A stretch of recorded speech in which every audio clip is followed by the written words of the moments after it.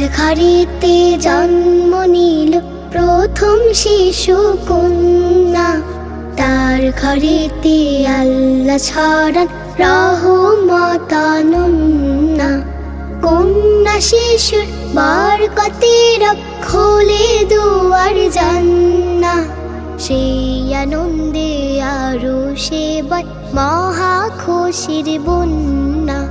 যার ঘরেতে জন্ম নিল প্রথম শিশু কন্যা। তার ঘরেতে আল্লাহ ছড়ান রহমত অনন্যা। জাহিল যুগে কন্যা ছিল গুমরামুখীর কারণ। জীবন্ত তাই কবর দিয়ে করত রক্ত ক্ষরণ। জাহিল যুগে